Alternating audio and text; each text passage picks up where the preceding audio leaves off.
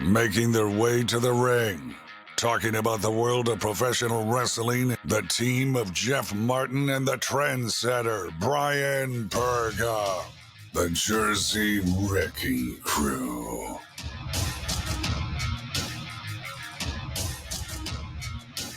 So intense, Jeff. You're going to have to carry the show this week. I am still tired from Vegas. What is going on, guys? This is Jeff Martin alongside my tag team partner, my true tag team partner, who is definitely looking out for me this weekend in Vegas, and that is the Trendsetter, Bryan Burga. We are, again, the Jersey Wrecking Crew. Follow us on all our social media at High Spot Podcast and HSP Media Network. Follow us on YouTube, youtube.com/High Spot Podcast. Download and subscribe to the YouTube channel. I am in recovery. I'm just about there. But, man, what a trip in Vegas, man. Successful trip for the Jersey Wrecking Crew for HSP Podcast. Oh, Trendsetter. The stuff we saw, the people we met. SummerSlam and CM Punk and Nick Khan and Vince McMahon. $100 Vince McMahon t-shirt. That was ridiculous. That was probably the most obscene thing I'd seen in Vegas. I mean, you saw it, right, man? $100. Yeah, that cotton was not worth $100. And we got Steven Muehlhausen on the show.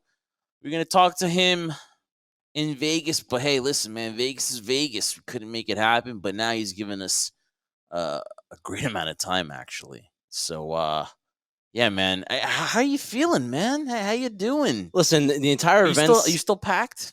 I'm still packed. Getting ready for All Out, which will happen fairly soon. It'll be here right before you know it. It'll be the nice ending, the official ending of summer for you and I, covering those events and obviously enjoying the fall and the winter of what pro wrestling has to bring to us. Really busy September for both you and I, Jeff. But, you know, being in Vegas was amazing. It was fun. It's been a while since you and I have both been there. And, you know, it was just a joy to be around that atmosphere again, because it had been so long. Oh, man, that dry heat. Yeah, the dry heat, you know, sticking my elbows through my nostrils because of that dry air.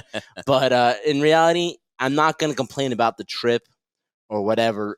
The flight to get there and the flight to come back was a nightmare. It always is. It always is. It wasn't as bad as some people to get there. But, man, I would say the flight back was the worst, man. Yeah. We got stuck with a very fidgety magician. We'll just leave it at that. Yeah. But hey, unfortunately, I couldn't make him disappear. But you know, I know. Hopefully, what was the highlight for you, Jeff, in terms of the trip? What was the highlight? Besides SummerSlam, besides being with you, Trendsetter, I would say the pool party, of course, with Matt Man Podcast. That was cool. Meeting RVD, Katie Forbes. Check out the IG, guys. Want to follow that IG? That was some pretty good pictures there. Of our trip to Sapphires in Las Vegas. That was fun. I didn't really have a low light. Maybe the parking was the low light. I wish we could have shared parking with somebody. $100. Yikes. That's crazy. Woo. Wow. I still have nightmares and chills about it. Then I got a little. You did. I don't know. I'm the one that had to give my car. I'm like, oh my God. All right, Dick. Got a little sick there towards the end. But we got to walk Old Vegas, which is Fremont Street. And then I think after SummerSlam was just like, we're going to just have like a chill day the next day. Yeah. Well, the plan was, guys, we're going to leave on Sunday since the event started on Saturday. And since Jeff and I got there, it was kind of worth throwing off because we're so used to events for WWE starting on Sunday. Mm-hmm. So that was throwing off. Our bodies were still on East Coast time. So when 8 o'clock came about, we were just dead exhausted. But I think, yeah, like you said, too, it's the Sunday was weird because we really had nothing else to do. It was more of just like a day off in Las Vegas. So early morning flight on Monday. I think that's where we felt it the most. That's where I felt lethargic the most, was on Sunday. Yeah, but you know what? Got it through it, made it home back to the East Coast here, and we're getting ready for All Out, which is next week, Labor Day weekend, the close to the summer, as most people usually say that is the time where you get into the fall season. But listen, September 2021, man, is going to be phenomenal. They're going to write books about what happened in the world of pro wrestling in September of 2021. Not about us, but about pro wrestling. Yeah, exactly. Maybe you'll write a book. Maybe you'll be inspired to write something. Considering all the things that we do, the mere fact that I don't have time to read a book, I'd write one. It's wishful thinking, man. All right, so we got Steve Muehlhausen coming up in 1 second. But I think also another highlight, too, was watching the CM Punk debut on Rampage with the guys. It was cool. It was cool seeing that, hanging out with the guys. Now, Jeff, you've shown me countless times when CM Punk's been away and people have been chanting CM Punk, the possibility of this might happen, right? And it became a reality. But the difference in terms of that reaction then to the one you showed me when is Money in the Bank, CM Punk versus John Cena in Chicago. Can you compare the two? Are they alike? Are they different? This one's probably bigger. Yeah. Because it's been 7 years as he's come back. Really quick, though, on CM Punk's thing, because we cover everything here with Steve Muehlhausen coming up in just a second here. Mm-hmm. He does move the needle. For those people that thought that he doesn't move the needle, I know our truth has had some stuff said here. Let them have their opinion. That's fine. Yeah. Booker T's made his opinion. Jim Cornette's made a positive opinion, actually, about AEW, which is surprising, but that's great. Positivity and Jim Cornette don't go hand in hand. Yeah, but he moves the needle. And then also, too, on Dynamite, his debut on Dynamite, as far as talking to, hey, so supposedly Tony Khan says he's already made the money he's invested in CM Punk already. So that's good. But it's going to be fun. I was excited. I didn't cry. Listen, kids cry about these things. I don't want to say not to cry because I can't tell you how to deal with stuff. Mm-hmm. That was kind of weird, though. And then to reward somebody for crying and showing their emotion, I'll cry. Hey, I'm going to cry at every single freaking event I go to. Hopefully the camera snags me. And hey, this will be recorded and you'll know that I'm faking it. But you know what? I'm going to cry and I'm going to get my moment so they can get a close-up on this ugly mug here, me crying. And maybe Tommy Dreamer can throw me some tickets and meet CM Punk and Tony Khan. Because that's obviously the only way that we're going to get to meet him. Probably, right? But in terms of us getting caught on camera crying, don't see it happening. But hey, if that's your goal, go ahead and do it, Jeff. You are a sentimental guy. But you think it was positive, right? You don't have anything negative to say about CM Punk? No, I think promo was good and just the energy there. And again, that's another reminder, Jeff, of just why we love this so much. The energy and even the guy crying, it's just the raw emotion you get when people are invested, not just particularly in a character, but in a person as well. Definitely. But I wouldn't cry. I still wouldn't cry. But other than that, I'm crying because we're back in Jersey. But hey, the positive is next week, we're in Chicago. My favorite city, Chicago. Anyways, guys. Chi-Town. Yeah. Chi-Town. As we close the summer season and we head into the fall. Summer is gone eventually almost and heading into the fall 2021 September. We got a great guest with you. Steve Muehlhausen from DAZN Boxing will join us right now talking about everything. CM Punk, Adam Cole, Nick Khan, NXT, SummerSlam. Got you covered. Steve Muehlhausen joins HSP. All right, Trendsetter, we tried having him on in Las Vegas, but it was just so busy down there. Had a heck of a time, and now he's joining us now. He's going to give us his undivided attention. That's Steven Muehlhausen from DAZN Boxing. You do boxing, MMA, pro wrestling. What is going on? How are you doing today? I'm good, guys. And last week was a cluster. We had Pacquiao, and then we had that little SummerSlam thing. What's going on? And now I'm in lovely Cleveland, Ohio for Jake Paul and Tyron Woodley. So you're in the land. The ruckus continues. You're in the land there, Steven. So before we get started and recap in SummerSlam, there was a little tussle there I heard there between Jake Paul's camp and Woodley's mom, huh? Some crazy stuff. What can we expect this Sunday?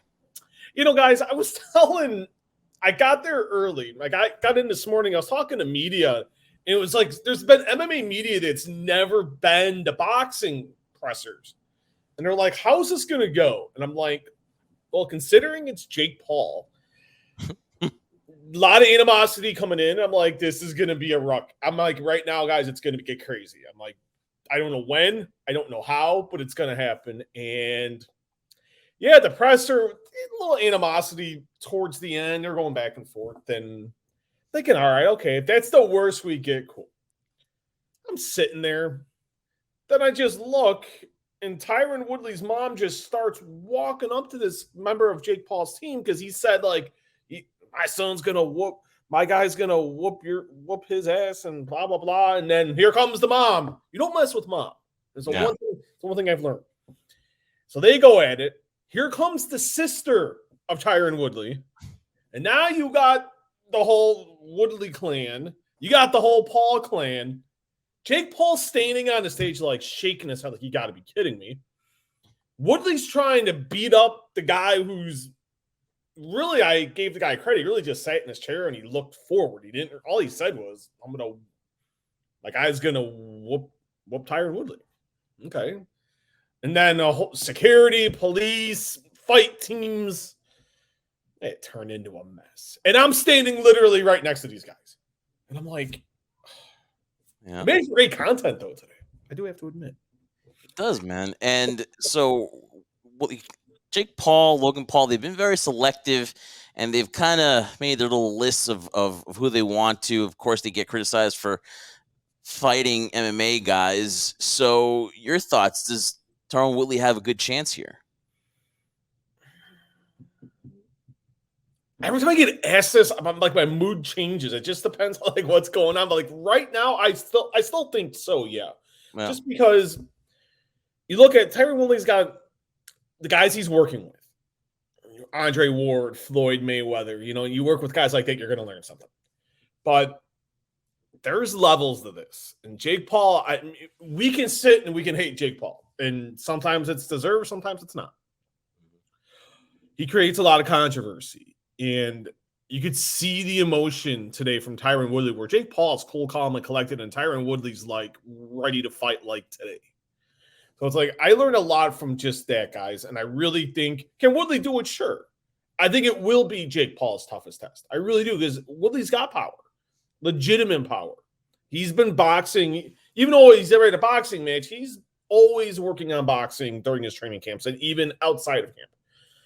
It's different once you get in the ring. You put the 10-ounce gloves on, it's completely different, and that's absolutely accurate. Do I think Woodley has a good chance? It's not the greatest chance, but he has a better chance than Ben Askren did, and I'll admit that. But I think Jake Paul wins by knockout here, and Jake Paul's good for combat sports. Whether we like it or not, he's great for the sport. Listen, they can say all they want about, hey, WWE is dead. Oh, they should be worried about AEW. But let's be honest. Highest grossing SummerSlam, most watched SummerSlam. I had a tremendous time in Vegas for SummerSlam. Just your thoughts on this. Highest grossing, most revenue generating SummerSlam. I mean, they're not going anywhere. This was a very successful weekend for WWE. Very good weekend. As much as AEW gets, a lot of, with CM Punk and selling out to United Center without even saying he's going to be there, you gotta give WWE their due. Everyone bags on them. You guys do it. I do it. And a lot of the time, guys, it's rightfully so, because they just stick to the same model. They don't try to go outside the box, and that's a lot of fans are getting upset with that. Constant rematches, et cetera, et cetera. But the numbers speak for themselves. Were there 51,000 people in there? No. They sold it was around 45. I know it was right around that figure. I don't know. But the money they made, 100% accurate. The seats in the arena, no. I don't know why they still fudge numbers when all they're going to do when they come out for the next quarter call is reveal the real numbers. So I get it's all for press release, optics, et cetera, but I have to admit, there were parts of SummerSlam that were really, really good. There are a couple things that I would have done without, and then you had Monday Night's Raw, great rating for Raw. Now you got SmackDown coming up on Friday, the return of Brock Lesnar, the return of Becky Lynch. We can say what we want about those returns, but if you're looking just at the optics of SummerSlam, a very good weekend for WWE. Well, speaking about those returns, that's legitimate. Everyone will have their favorite match. We could talk about Edge, Seth Rollins, Roman Reigns, John Cena, as John Cena wrestles last match in WWE. Seems like so that for a while, basically. Yeah. But those big returns, Becky Lynch, Brock Lesnar. A lot of people have been talking about it, and, it goes within the Twitter sphere too. Is this a response to CM Punk, do you feel? And secondly, what did you feel about each person's impact. Brock Lesnar's impact, of what that leads towards the future between Brock Lesnar and Roman Reigns. And where's Becky Lynch go from here? Is she heel Becky Lynch, or are they going to just basically go in a different direction? In terms of both returns, the countering the Punk, the Becky Lynch thing was not. Where they knew for a week that Sasha Banks wasn't going to be on the show. It is a medical issue. She wasn't cleared. Still isn't cleared as of, I asked before I entered the hotel for this afternoon for the Woodley fight, for the Woodley-Paul presser. In terms of Brock Lesnar, yes. Because everyone knew everyone knew CM Punk was going to be in Chicago. He was going to be debuting for AEW. Brock Lesnar is the counter for WWE's mind. He is the counter to CM Punk coming out on last Friday night, and debuting on Rampage. He wasn't supposed to be back, from what I had been led to believe, not until at least this coming year's WrestleMania, if not longer. But a deal was reached pretty quick. He's going to be around, Fightful Select said around 18 months. I have learned he will be around till right after WrestleMania. I think it's 39 in 2023 out at SoCal Stadium in Los Angeles. 8 to 10 matches is what I've been led to believe. So Brock's here. He's here for a while. In terms of Becky Lynch, she's going to be a heel. PW Insider reported it. Fightful Select reported it. I've learned the same thing. I think the Becky Lynch thing is a monumental mistake. If we all remember Steve Austin, he turned heel and that hurt him. That hurt his drawing power for the rest of his run in WWE. And it was her call. I don't know what she's seeing at this stage to where she's going to leave a lot of money on the table. WWE is going to leave a lot of money on the table. She is their biggest female attraction. Quite arguably the biggest female attraction they've ever had. And quite arguably right now, their biggest star. Because if you look at the hierarchy, Cena's only part-time. Lesnar is part-time. And if you're looking at full-time people, it's her and Roman Reigns. And if we're walking down the street in New York City, I think she's going to be getting more recognition than he is. And that's not a knock on Roman. That's just the fact of life. So not a fan of the heel turn. And hopefully they change course on that very, very quickly. Hopefully tomorrow night. If not, then this is going to be really tough waters, I think, for her in WWE. You know, you saw kind of glimpses of that because she went to shake Bianca's hand, kind of like blindsided her there, where, like, you know, she's expecting a handshake. Bianca fell for it. And a lot of history there where an opportunity was kind of taken away from her. And I think this is a really good point that I heard, that, you know, it's kind of a situation where, you know, Becky was kind of like screwed out of tons of opportunities. She comes back, takes this opportunity away from Bianca Belair. I could see that, but it's surprising to me that she would have that much say in her wanting to go heel. Now, maybe this is a great start if that's the plan, right? To kind of blindside Bianca and do all this stuff. But at the end of the day, you're right. They are going to lose tons of money as far as, you know, merch wise and everything like that with Becky Lynch.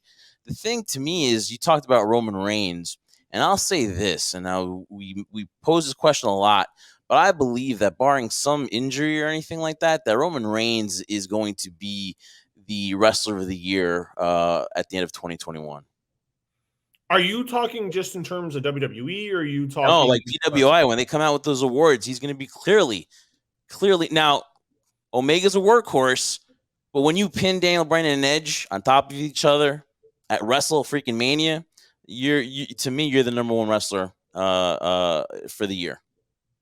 That did it for me. If we're talking today, yeah, I can agree that. I want to see what Omega does the rest of the year. Because if we do get matches with Bryan Danielson, we get matches with CM Punk, and those generate a lot of money, a lot of buys, ratings are good, then I think my mind may switch to Omega. But as of right now, today, August 26, 2021. You're spot on. It's 110% correct. And this isn't a knock on Roman Reigns. And, and people have brought this up to me. My only issue, and people say, oh, it's Roman, Roman's one of the reasons why they sold that many tickets. It's the machine. 51,000 people didn't come to see Roman Reigns. They didn't come to see Sasha Banks. They came for the experience. They came because it's WWE. Where you look at AEW, over 15,000 people came to see one guy. That's it. They didn't come to see Jon Moxley, even though we all love Jon. I know they love Jon Moxley, but they see him every week. Kenny Omega, the Young Bucks, they came for one guy. You don't get that really in this day of age anymore in wrestling. Your movers are the John Cenas, the Brock Lesnars. Right now, CM Punk, time will tell on that, but as we're looking at it today, but Roman Reigns is great in the ring. I love the character. I think he's on a completely different level in WWE. I think the way he's managing and maneuvering here, I think is extremely well done. He's kicking butt in the ring. I love the match with John at SummerSlam. I don't view him, and this has always been my problem with Roman, the way he's been presented. He doesn't move the needle. Fans aren't paying. He's not moving tickets like a John Cena. He's not moving tickets like other people have. I think even Becky Lynch is a needle mover. I'm unless that match with John helps Roman, and time will tell on that. And I think we can get a little more of a gauge on that for next month's pay-per-view for Extreme Rules. But best wrestler today, Roman Reigns. December 31 remains to be seen. Well, speaking of Roman Reigns, there's no question that you just alluded to it, right? To me, Roman has had the best work he's had his entire career. It seems like he's figured it out to a certain extent where the machine was pushing him down our throats, similar to a John Cena. Eventually, John Cena, regardless of what you thought of him, he always moved the needle. He always drew you to want to see him either get beat or win. With Roman, it was kind of if we didn't really believe in what he was saying. He would go on saying, believe that, and I really didn't believe it. Now I do believe that he's figured it out for himself with the kind of person he wants to be portrayed and how WWE wants to portray him. Jeff mentioned WrestleMania, pinning Daniel Bryan and Edge. Epic moment there in terms of dominating two Hall of Fame guys. But now the question that I always pose to Jeff, and I've talked to other people about it too, and they kind of always give me the same thing where they're not sure either. I want to pose a question to you that, Brock Lesnar will most likely be in the horizon. Come Survivor Series, people are talking about Dwayne Johnson, The Rock. I'm kind of concerned, though, the mere fact that he's facing guys like Daniel Bryan, Edge, John Cena, Brock Lesnar, possibly The Rock at WrestleMania. That's the rumor going out there, right? But are there enough established stars on this roster now that once he gets past that, are there any other people on this roster, whether it be SmackDown or Raw, depending on what happens in the draft? I'm sure he's not going anywhere. He's going to be the Universal Champion. He's going to stay on SmackDown. Yeah. I don't see anybody else on this roster that can compete on the level. I like to believe Finn Balor because I'm a huge Finn Balor fan. But I don't know if that's if these guys can't do it, what makes me think collectively in terms of trying to believe the storyline that Finn Balor has a chance? Is there anybody on this roster? And is there a scary moment in terms of once you run out of these guys, is there anybody left but part-timers? No. That's the problem. It's always been, and this has been always a constant problem. They have a very, very, very extremely talented roster. There's no doubt about that. But their problem is they don't want to build people. You have a 70, and he just turned 76 years old, and a happy birthday to Vince McMahon. But you have a 76-year-old man running a multi-billion-dollar conglomerate in an industry that's ever evolving. This isn't baseball or golf or this is a business where everything is changing, and it's changing very frequently. And when you have a 76-year-old man, and this isn't a knock on older people, and I think older people they should be allowed to have jobs and they should be able to work.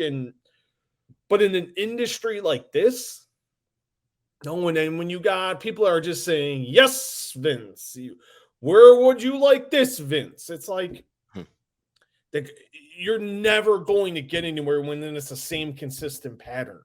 And there's no willing to change. You push a guy for a couple of weeks, you feel like if someone's getting momentum, and then he cuts them off at the legs. Look at Karrion Kross, Keith Lee. Two guys who can be mega stars. Nothing. You cut them off at the legs when they get momentum. Look at what they did to Cesaro. It seemed like Cesaro was gaining that momentum. Cut off at the legs, one pay-per-view. Nakamura was once again getting momentum. And look at where they went. When they went and pivoted. Is Finn Balor? Sure, I like Finn. There's a story there. Finn beat him a couple of years ago, and when Finn went on to win the Universal title. Yep. But their lack of resistance to creating new stars. Look at what AEW is doing. All out. CM Punk's facing Darby Allin. Right there. There you go. Darby Allin's going to get the rub. Win, lose, or draw, he's going to get the rub. Jericho and MJF. MJF with Jericho. You look at Lucha. You look at Jungle Boy and Luchasaurus. You look at Orange Cassidy. You look at guys like that. Like who beyond Roman Reigns? Who is the last guy they've built? You could say Drew. Okay, I can give Drew. But that's it. They haven't done anything. And the guy I think that can do it, and the guy I hope they put the rocket ship to is Big E. He checks every box. Yeah, and He's got charisma. He can wrestle. Yeah. He can do everything necessary. If I'm going to put my rocket ship to somebody, it's a guy like Big E, a Karrion Kross, a Keith Lee, a Ricochet, guys, a Cesaro, guys like that. Adam Cole, if he stays around. Pete Dunne. There's so many guys. They just don't do it because they're so fearful of lack of change. I get it, man. He's done it. He's been successful at the way he's done things for 40 years. You know what I mean? Like, it's tough to change. And I get the fact that they don't think that some people move the needle. And that's why, and that's the new term, right? Move the needle, right? This last month has been move the needle. It's move the needle and the it factor and grabbing that brass ring. Which that's always been. That's always been. Those are the two classic ones we're hearing now. So move the needle now has become the thing now, and he's set in his ways. He likes to tweak stuff. You saw that helmet on Karrion Kross. They can't you just can't cross over from NXT to WWE. They have to tweak you in some way. You have to get molded out of the NXT way for some reason. And so many questions with NXT. But let's talk about the wrestlers jumping, though. And I've had this conversation with Bryan here, and everything's hunky-dory right now. The positivity in AEW, every time you watch it, it's ho-hum. It's everyone's happy. It's positive energy. The backstage is great. They're great. The catering is great. Everybody's great, right? Love catering, right? But eventually, love catering. You gotta eat, man. Eventually, this feeling that Cody always. This is how it all started. It was a feeling of that positivity and everything. Eventually, though, they're going to be tested because Vince is going to one day say, "I'm going to throw money at this guy, whoever it may be." Down the road, MJF, Adam Page, and we're going to see the real test will be once Vince throws money at one of those guys, because we'll see if it's just a feeling and that positivity or someone is going to take their money. And that's when I think this war that people are looking for is going to start. But right now, it's just all hunky-dory in AEW, and that's just a great vibe that Tony Khan has done because he gets what the wrestling fan wants. But talk about that. Do you think that once Vince throws the money right at somebody, the war is the true war is going to begin? I got a question for you guys. Do you feel like there's a war right now? No. I think the fans are want a war, And I think that Which I never understand why the fans would want a war. Yeah. I mean, So unless Dynamite moves to Mondays, because then we want both companies to thrive, not Yeah. just WWE and AEW.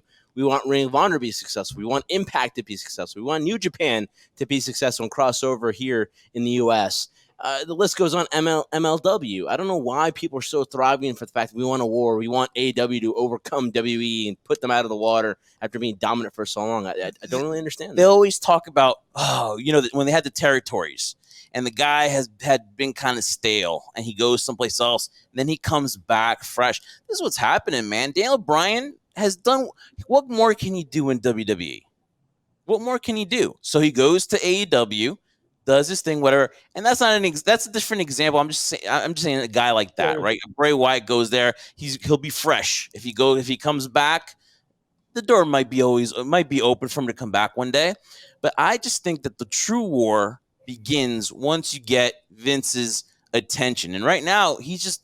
See, I would change it. I would say the true competition begins when Vince starts trying to take talent from AEW. We'll see when that feeling, that positivity, and they take instead of staying there, decide to jump and take Vince's money, because someone will definitely take his money. I don't know. I think of the way things are going right now, guys, I can't find a guy. And I've thought about this, and I've had conversations with people about this, and people see what's going on over there. There's a reason the Punks are there, the Danielsons, the Miros. You look at Bryan Danielson and maybe Bray Wyatt, and they got some of them got released contracts right now. Look at potentially Adam Cole. They see what's going on. All the talent. Sure I understand. Oh, sorry about that, guys. All the talent sees what's going on. Yeah, money talks. Yeah, sure. You can bring the Brinks truck, and here comes a ton of money. But if you're asking today, do I see it? No. I think AEW, am I saying like by the end of the year they're going to overtake WWE? No. But they're coming, and they're surging. The ratings are good. People are talking about AEW. They're right now the hot thing in wrestling. Yeah, WWE's they have a big head start. But as WCW showed, all it takes is one or two guys, and you could be off to the races. Are CM Punk and Bryan Danielson those guys? We're about to find out. Right?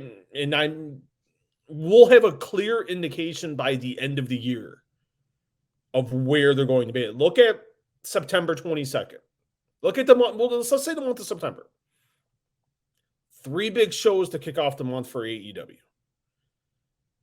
Then looks like at least 2 of those 3 shows in Chicago will be sold out. Then you look at, they're going into WWE's market and going to sell about almost 19,000 tickets for a stadium, at a tennis stadium, where WWE's maybe going to sell out Madison Square Garden. Maybe. That's only like 10,000 tickets. That's not a good sign. You just look at this month. I think this upcoming month is going to be so huge. August was huge. September was huge. You're going to see where this momentum is going. Because right now, AEW has the momentum. WWE has had a great week. SummerSlam was spectacular. But also, let's remember, John Cena's gone. They're a big mover in terms of tickets, merch, and everything of that nature. He's gone. Is he going to come back for shows? Sure. But is he going to be around 52 weeks a year? 365 days a year? No. Are they in trouble? It's getting there. But I want to see what happens when Bryan Danielson comes, and I want to see, because right now the train is moving. I'm not saying they're right there, but they're they're inching and they're getting closer than people want to say. And you look at ratings, you look at tickets, you look at all that in terms of star power and who people are talking about right now. AEW is the hot ticket. Totally agree with you on that, and I believe trouble is, see, again though, you give me like you said, Cena leaves, right? But they still have that tremendous weekend that they just had, so we'll see what happens down the road. You can't As think, far you, as you, as far as you far as can't someone think taking that the money, I wouldn't say about this year, but eventually there's gonna be movement, because what they have Well, 2 hours of 2 hours of Dynamite, 1 hour of a Rampage. And then you're going to bring in Adam Cole, Bray Wyatt, maybe all these guys. Not even an hour for Rampage would be enough to showcase all these guys. I'm sure they could work it out, right? But there's going to be an overabundance when you have all, and Ruby Soho might be coming to over there for the women's division. There's going to be change down the road. yeah, But as far as trouble, I mean, they have mainstream guys. They have Olympic athletes. Does Gable Stevenson even like, he's mainstream, right? People like that wouldn't even consider like AEW to go there. So I mean, I don't think they're in trouble yet, but I do agree with you that yes, WWE should be very aware not to just toss them to the side and be like they're not competition. You know what I mean? So I just think we differ on the levels of trouble. And I do think down the road, though, there will be. Right now, everyone's going over there. They're letting everyone go. Now it's time to see what happens when Vince wants to compete and wants to, cast them to the side, and we'll see what happens, when they want to sign. So someone's going to sign. Someone's going to be money motivated. Well, Jeff, here's the big difference too. And Steve, I don't know if you agree with me on this. It's like you guys have talked about warning signs, people being, shifted over from companies due to money acquisitions, throwing money can be very influential. Ratings are very influential too, from the perception of the audience and where a company's standpoint is. But to me, the biggest thing is obviously what we found out what happened in NXT, how they're revamping it. But which is what we talked about maybe a few minutes before, was the fact that AEW right now, in my opinion, is doing a lot better job of distinguishing and creating new talent. As opposed that once, say, somebody does jump ship and go from AEW to WWE, they'll just fill that person in with the next person, the next guy up. Unfortunately, WWE, as we used when we talked about Roman Reigns, doesn't have that next person, doesn't have that next guy, because they haven't established stars. I mean, my goodness, you had NXT with a huge, huge roster of already established talent that have been established in other promotions and on the indie scene, and you can't do anything with you guys. That's what causes concern for me. Not that's going to happen 5 years or maybe 10 years down the road, but, and again, I'm not looking for anybody to lose their job or a company to be taken out, because we all know what the ramifications are when that happens. When WWE won the war, we all really lost because there's nothing else to watch. Mm-hmm. And the quality got so bad. It's good when you have that competition, because I'd be flipping back and forth from WCW to WWE. It's good to have that competition. But right now, the big focal point, like you said, September is going to be a huge month. It really is. And I'm not even worried about a huge month in terms of AEW and WWE. It's going to be a huge month for us who are covering it, for fans. Because you know what? For the longest time, we've always talked about, can there be something else out there? And now you have the options. The example I use, it's like Baskin Robbins now, man. I love ice cream, and I want to try all 31 flavors. And now you have the opportunity to try it nowadays. Baskin Robbins is just very amazing. I know. I'm gonna have some right after. Now you got me wanting ice cream, and you brought up Gable Stevenson, and he did an interview with Ariel Helwani, and he said AEW hadn't reached out, but he said if they did, he'd listen to the conversation. I think he's going to WWE, and that's guys like that who they should be targeting. Take these guys from the Olympics. Look at what happened with Kurt Angle. I'm not going to say every Olympic gold medalist is going to turn out to be the guy. No, but Gable Stevenson checks off a lot of boxes, and he is the type of talent they should be going after. I'm not saying every guy's got to be 6'5" and 350 pounds. No. I think what they're looking for in their philosophy, I think, is jaded. It really, and I hate saying that, but it is. No one really cares anymore about the 6'8", 300-pound guys, or the 6'5", 265. Look at John Cena. John Cena's like 6'3", 6'2", 6'3", and John Cena's like 245. John Cena's not the biggest guy in the world. he's jacked, but he's not tall. You know, Roman's 6'4", 6'5", 255. You know, guys like that are fine, but you're looking for 6'7", 6'8", 6'9" guys. Those guys aren't good athletes. You're that 6'1" to 6'4". Those are the guys they should be looking for. Guys like Gable Stevenson. You look at athletes like Roman Reigns. You want guys like that, you know, but you also want people I don't think really care about that anymore. People care about the work rate. People care about the charisma. People care about that's what people care about now. And they care about the wrestling ability. No one cares if the old adage of walking through the airport and turning your head. Yeah, is it good to have? Sure, you can look at Braun Strowman, and I think that worked out. I thought, considering his background, I thought that worked out really well. But people care more about work rate, charisma. Can you talk behind the microphone? Can you go in the ring? People care about that stuff. People, why should I get emotionally invested in you? Being jacked up and tall doesn't really... That's not the main thing people are looking for in this day of age. And, you know, but September, like you guys said, it's a great month for wrestling. It should be a great month for the fans. And like you said, all it takes is one guy from AEW to go over to WWE. That's true. But who's going to be that guy? It's not going to be Kenny Omega. It's not going to be the Young Bucks. It's not going to be Jon Moxley. It would have to be a Hangman Adam Page. It'd have to be an MJF. Yeah. To really make a difference for WWE. Yeah. Because I don't think any of those other guys are going to go. I mean, that's... No, and it's not going to happen in 2021. I'm just saying eventually down the road, because I grew up on WWE. I remember watching the Macho Man. That's how I became a fan, right? I give credit to AEW because they have done something that no other company has been able to do, and that is just grasp people's attention and give that fan, that jaded fan, that wrestling fan, what they want. And me and Brian are huge fans of Eric Bischoff, and he had this formula called Sarsa, which basically is what AEW is doing to a T with their surprise wrestlers that show up. With every time Dynamite has been down, maybe the last couple of weeks, whatever it's been, whatever. But more often than not, Dynamite is you can't change the channel because it's fast paced.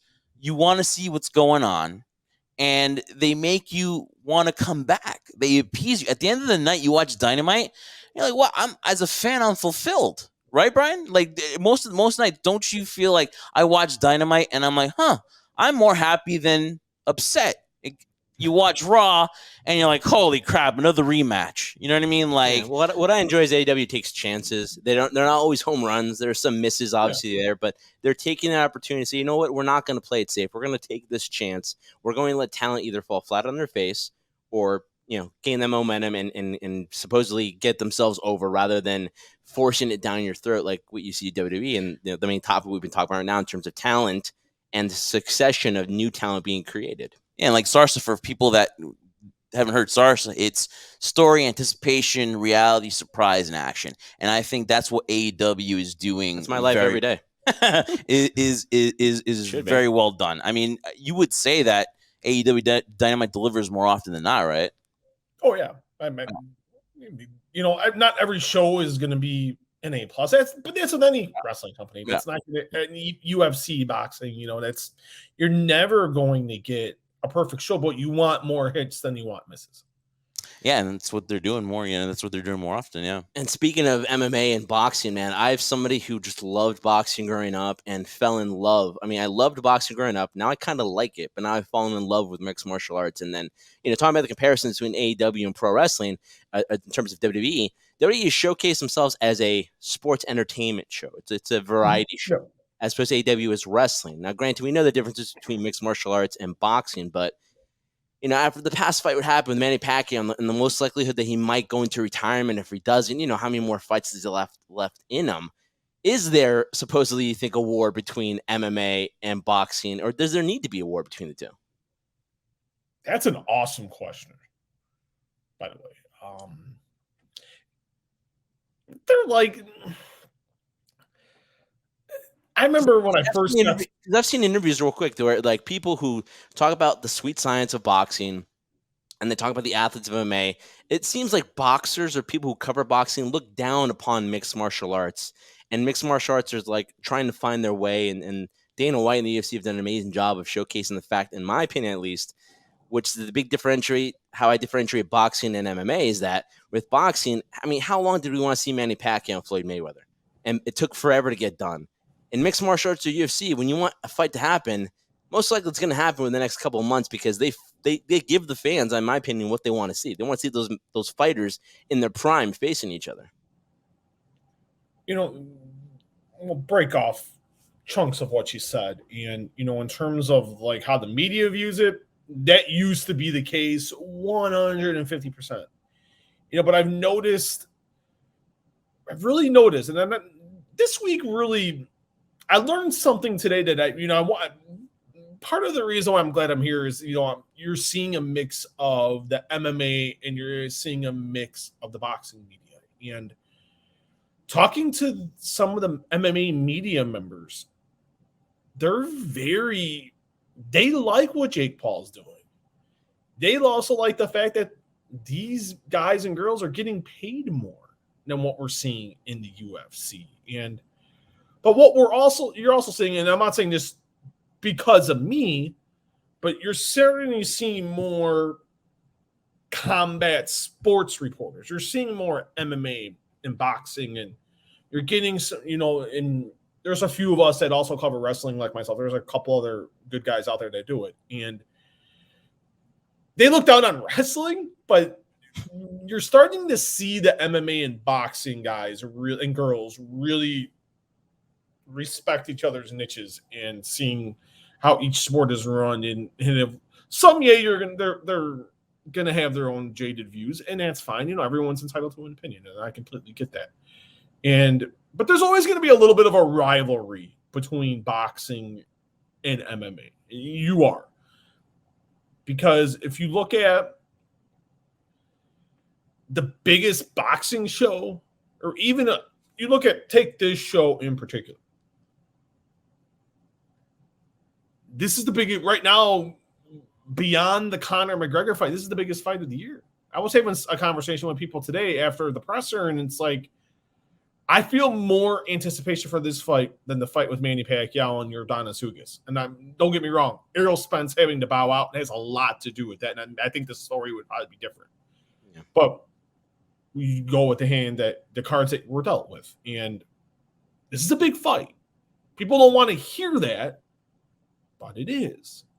Boxing in general, beyond the Conor McGregor fight and some John Jones fights, there's a big fight in boxing will dwarf any fight in the UFC that's not Conor McGregor. Yeah, I agree. Yeah, and that's true.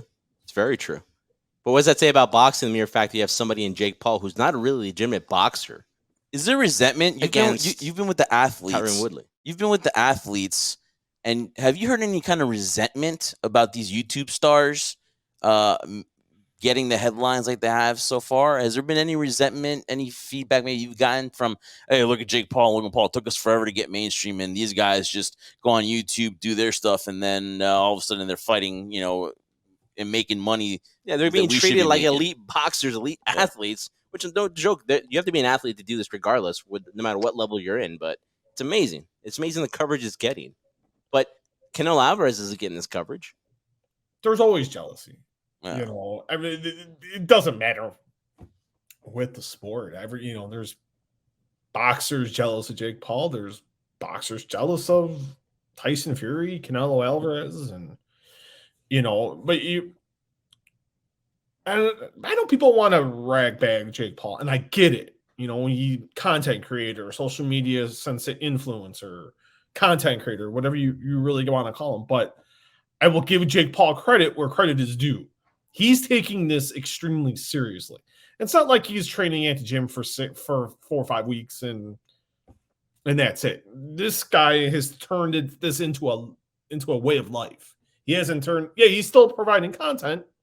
He's still doing other little things, but his primary focus is boxing. Whether we want to, I've asked plenty of people around him, and I'm going to believe them because it's people I trust. And he's taking this seriously, but there are people jealous of him because of what he's been able to do, because he's also got a big following. Mm-hmm. And he does something that I think more fighters, male and female, need to do. And that's just, you got to sell yourself. What's that definition? I think is also the key. Some fighters feel like it's their fists or their feet. Some feel like they have to mix it with their fists and also with their mouth. Each is own and each is different, but I think a lot of people can take the Jake Paul playbook, not page by page and word by word, letter by letter, but see what he's done, make it your own. Look at the Ryan Garcias, the Charlo brothers. You look at Sean O'Malley in the UFC. Look at AJ McKee in Bellator. You can look at it with wrestling. Look at MJF. Even he's taken a little bit out of that playbook. It just, fighters need to get it. You want to make millions of dollars. You want people talking about you. You need to work on your social media. You need to be getting out there and doing interviews. And a lot of fighters don't like media.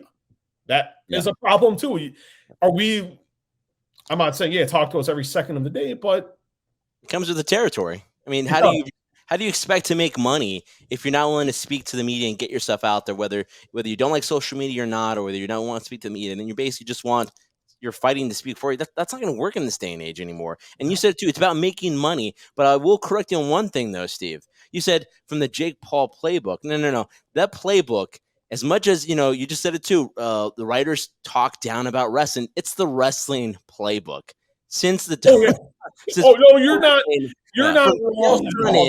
Conor McGregor, to any person who throws a promo out there, it's the Floyd Mayweathers. I'm sorry, they are minute people compared to pro wrestling, because they learned it from that. They take it from that in terms of shooting a promo and really getting themselves over, and that's how they make money. So it's the wrestling playbook.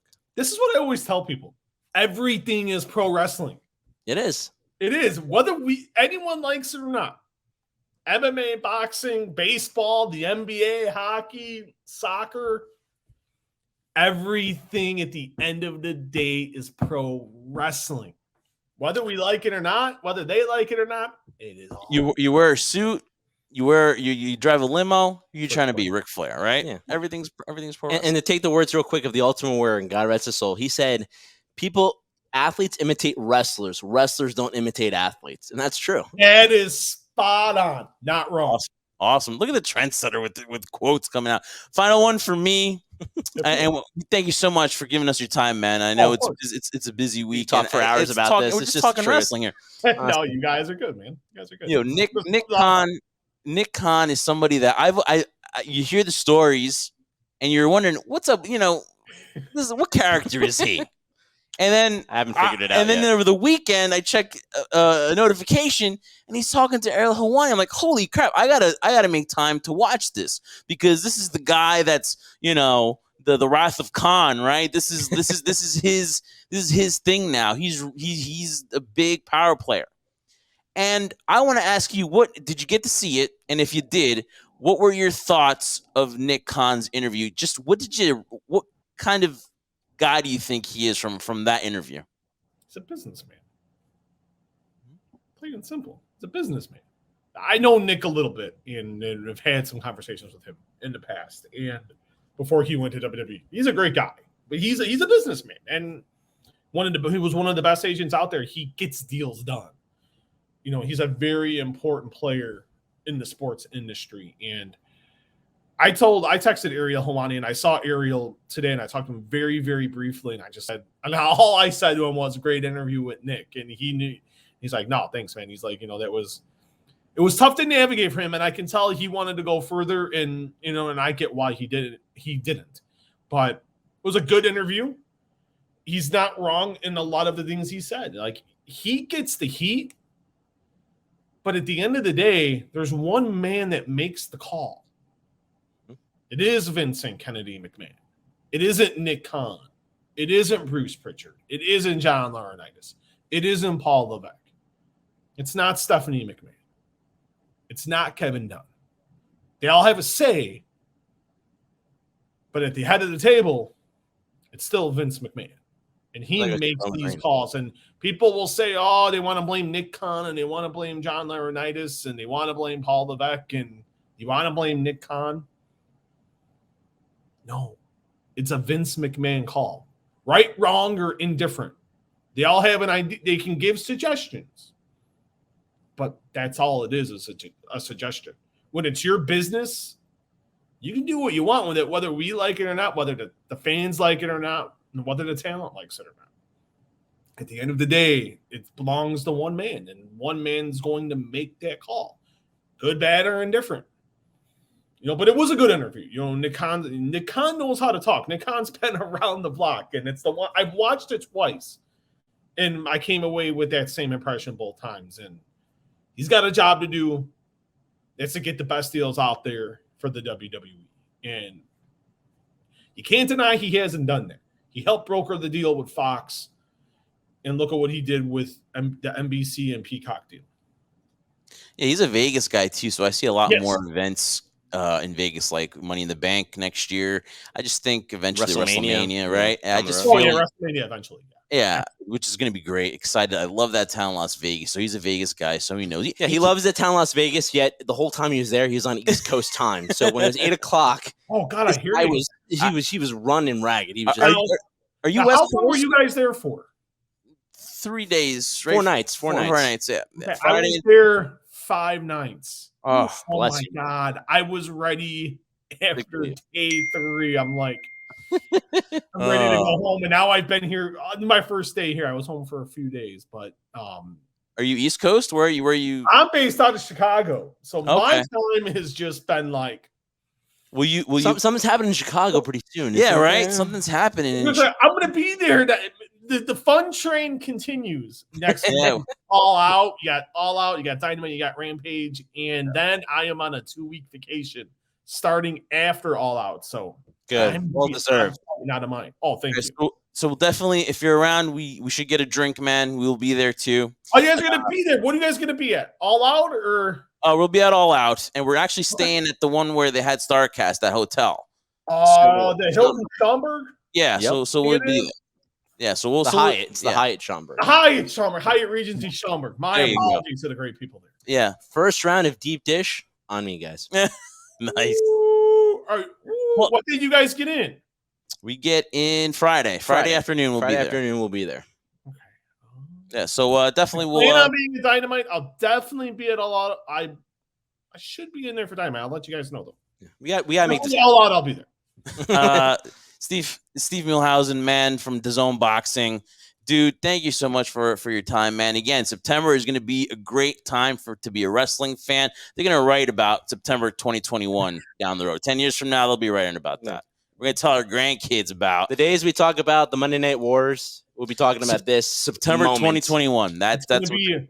I will just say this is a great.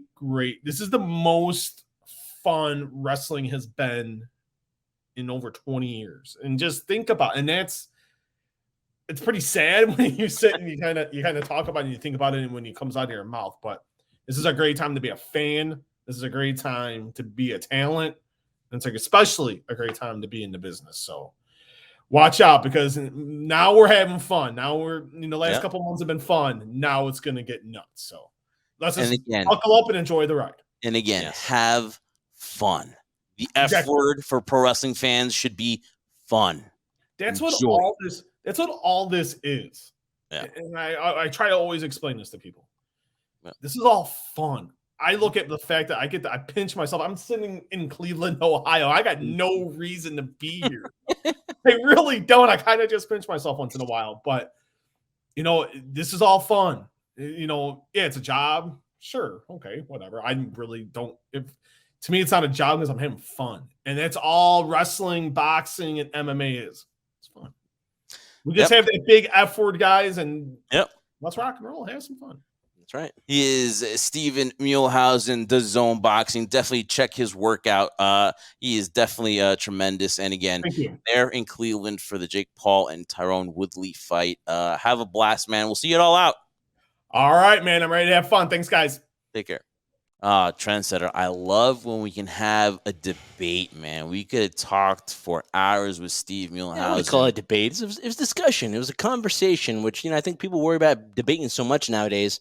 We're just having a healthy discussion of what we thought. I mean, our views are a little bit different, but again, at the same time, the one thing we share is we love professional wrestling. And again, the F word is for fun, guys. Yes, don't get the F out. No. Keep the F word. Keep the F in. But Yes. just not the word that you think. Fun, man. Have fun with this. This is the best time to be a wrestling fan. Best time to cover this in all aspects. I mean, he's covering Jake Paul versus Tyrone Woodley in a boxing fight, and we're gonna get to cover All Out, and we're gonna get to meet everyone there. Everyone that we met from Vegas, we get to meet over there. And so, out of the whole conversation, before we wrap up and close, I wanted to get your take, Trendsetter, on Nick Khan. Obviously, he is a businessman, and people took some of his comments and kind of made fun of it because he talked about he would make Raw 8 hours, SmackDown 4. You got to understand, man. You got to separate being jokingly and facetious and see that and take it for what it's worth. Of course he's a businessman. They would make money if they did that, but come on, he's not switching to 8 hours. I mean, I got people telling me that, well, he wants to switch it to 4 hours, 8 hours. I see people writing articles about that. You guys got to take it easy. What I came out of it, Trendsetter, though, he's a smart businessman. I think he's well-spoken, and I think that times are changing in WWE. Whether we like it or not, this is going to be their new model going forward. I like the fact when they gave the underdogs more of a prominent role, but at the end of the day, this is their model. This is what they're going to go with, and only time will tell what happens. But again, not to think of AEW as competition and just cast them to the side is a wrong idea. I think that AEW will be competition down the road. Yeah, I mean, and you make the point too that he's a businessman, and that's the thing. He has to be a successful businessman, otherwise he wouldn't be in the situation to begin with. So take that for what you want to take that for what it's worth, right? When it comes to the situation of where the direction they're going to go in, listen, you're right. We're not going to be happy with whatever direction they go in. You said that you enjoyed the fact that they paid more attention to the underdog story, but unfortunately wasn't consistent enough because there's always that belief in terms of psychology of WWE of what is believable, right? And now we know what they want to do. They're going to revamp NXT, not all in one shot, but in some degree it's going to be revamped again. They've made it known they don't want these small guys who've been on TV for a long period of time or are way past their prime or in their 30s or mid-30s. They're not going in that direction. The only thing that I would say with WWE, the one thing they've always lacked, in my opinion, and they still lack to this day, which is why I think we fairly criticize them, is consistency. If you're going to go this route, and it's going to be treated more like a business more than anything else, because again, it's always been that balance of, well, do we, showcase ourselves to the die-hardcores that have been there for us from the beginning, or do we do it to the new audience of people we want to bring in? You have to be consistent. They can't keep flip-flopping back and forth. So we'll see. Time will tell on that one. But, I think if anything, this new direction WWE is going to go in, and what Nick Khan has brought to the table, and the changes and the moves and the deals he's made so far, that's a small indication of what's going to be happening. I think big changes are still coming, and it's going to be in a state of flux until there's a level of consistency from both partners. All right, Trendsetter, we are the Jersey Wrecking Crew. Follow us on all our social media at High Spot Podcast and also on HSP Media Network. Go to YouTube, subscribe, download on all social media platforms and media platforms. Where will Adam Cole sign? We'll find out down the road. You got Rampage, Friday Night SmackDown. We'll be back with you next week for another episode of HSP Podcast. I am Jeff Martin. This is my tag team partner, the Trendsetter. Who do we do this for? Oh, I don't know, Jeff. Why don't you just take my job and take my my shtick? You're going to go to business for yourself like you always do, Take basically. your shtick. Am I going to end up anywhere? Am I going to end up in AEW? First, you got to go to the mustache first. So do that first before you do this particular thing that I've made famous, guys. We are the Jersey Wrecking. I don't know who this guy is anymore because he goes into business for himself. But besides that, we are the Jersey Wrecking Crew. Thank you guys so much for listening to another episode. We'll be back again next week. And remember, we do this. I could say me now, but we do this for only one reason and one reason only. We do this for you, the crew. Go to business for myself. I need your tag team partner there, Trendsetter.